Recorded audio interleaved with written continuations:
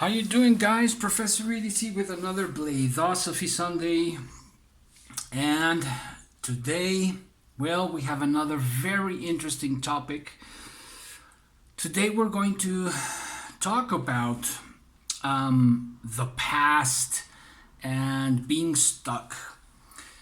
These are things that every topic I talk about, these are part of my everyday life, and they come up over and over in different stages of my life. So, and they are things that I can relate to with knives. So, in this occasion, I want to talk about being stuck at different points in time. For example, it was better back then, and how this helps us or not.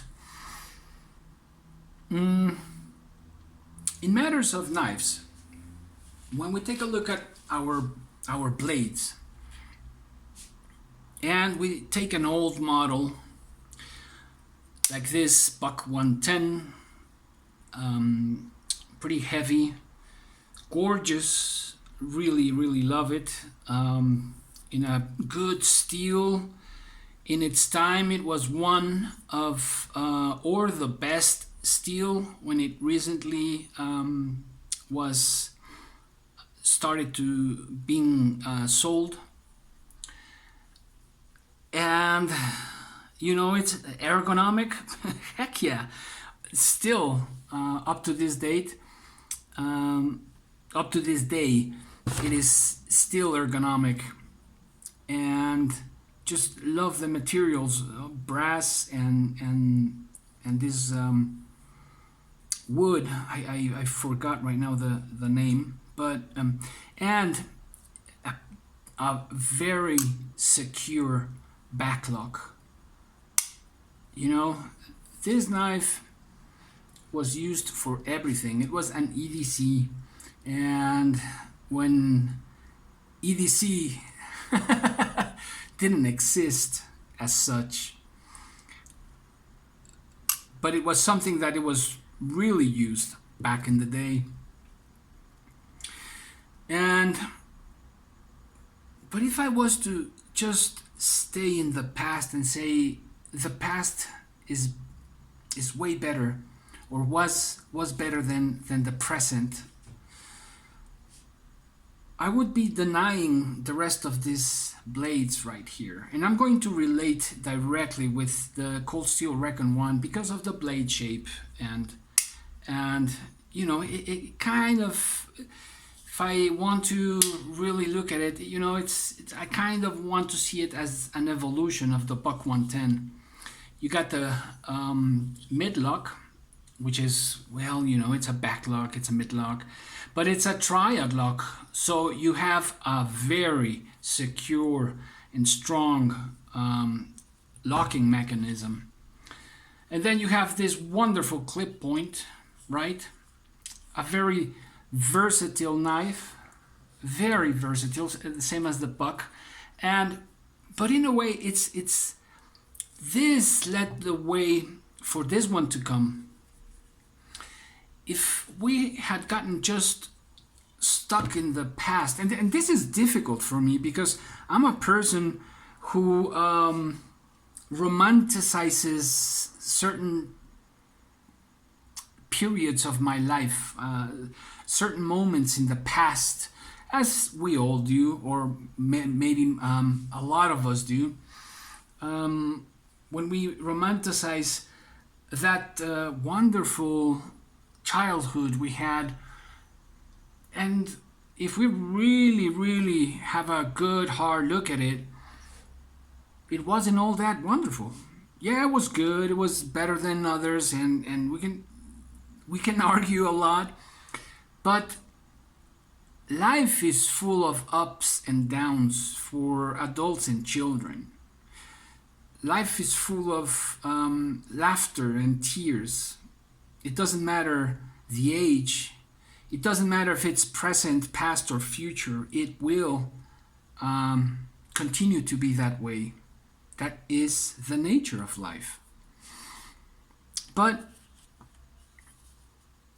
if I was to deny the present the opportunity and integrate what's good about the past, then we wouldn't have all of these wonderful knives. And particularly we're talking about, I'm relating directly the Buck 110 to the Recon1.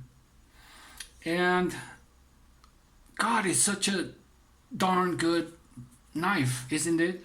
It's, for me, it's so comfortable in my hand and has a great shape. Times have changed, and people nowadays are somewhat taller and bigger hands, and we live a bit longer.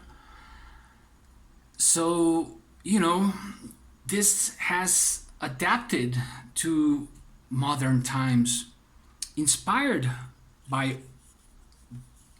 the past, you know? It's still a good knife.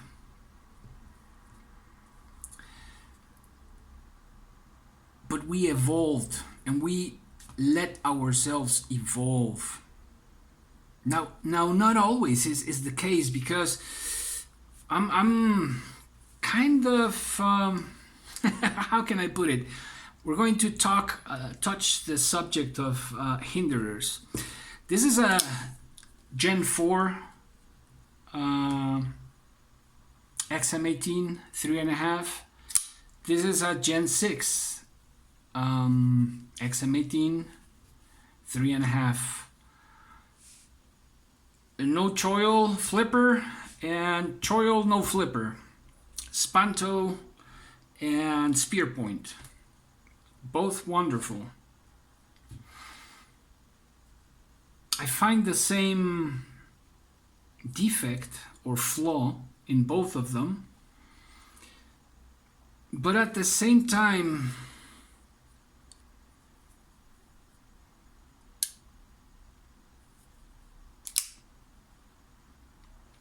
some of the things that have been modified from this generation to that generation, I'm still not so sure. I'm still experimenting them.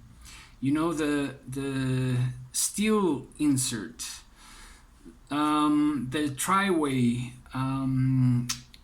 using this new, always forget, and using Teflon washers. It's so smooth, and it's so perfectly fine. And so sometimes the past catches up to the present. Maybe we haven't learned enough to make that jump. Perhaps we have. I still have to find out, study more, and use them more. By the way, this one's all dirty because I was doing some gardening work, and of course I'm going to use it. And then we have some EDCs, which I think are the perfect urban setting EDC. The Rat 2, the Benchmade Bug Out, and the Spyderco Sage 5. Personally, I don't really like the Para 3. I prefer much more the Sage 5. And especially, you know, well, the 5 has the compression lock. There's a new version, you already know that. But anyways, these three I believe are like the perfect EDC for urban setting. But these evolved from such as the Buck 110. Before these two, before the Sage 5 and the Bug Out, there was the Rat 2. And the Rat 2 is a wonderful knife. It's a fantastic, fantastic, great action. The size is just barely for my hand. And I can say the same about the Bug Out. And it's fantastic. The characteristics of each one of these are just fantastic. And they are a step above from the past, leading into a future, a different future. So it's important to integrate what's good from the past, and the rest, let it go. Comparisons are important, yeah, but when we get stuck and this swamp-like state of being stuck prevents us from walking, from going on about our lives and just keep on walking our paths, that's we're doing something wrong right there with comparisons and situations like that. You cannot compare your high school crush to the current relationship you're in right now. It's absurd. You were a totally different person back then. The Buck 110, yeah, it's still a usable knife, but if I had to choose between the Buck 110 and any of these, guess what? I'm going to choose the Hinderer. Of course. So it's important to recognize where we are stuck. And that's where everything begins, right? Recognizing we have a problem, recognizing where we are stuck, and then trying to do something about it, being honest with ourselves. Where do we generally get stuck? We get stuck in happy memories. Oh, my childhood was such the best time of my life, or college, right? Those were the best times of my life. Wrong.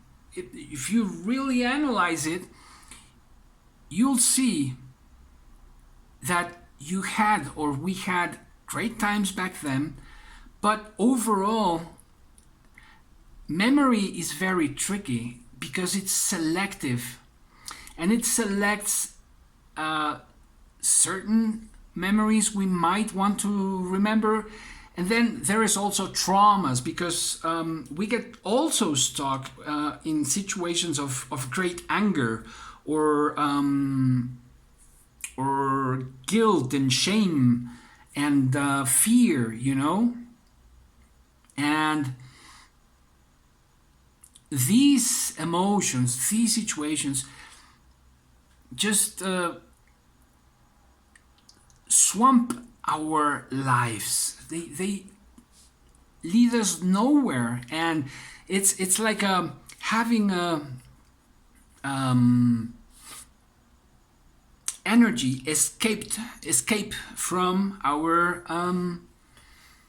vehicle, you know. I don't remember the word. Oh man. But anyways, the important thing is to be able to recognize where we are getting stuck and stop shedding our energy like if it was going to last forever. Energy runs out, and we know this as a fact. Not any new age thing, but as a fact. and life passes by very quickly. And when we stop walking and stop walking our paths, because we are looking back, I don't remember which story. I think it was a story from the Bible, but turning back and looking back turns you into a salt statue. At least I remember that image. How important it was in that event, in that adventure. How important it was not to turn around and look back, because you turn into a salt statue.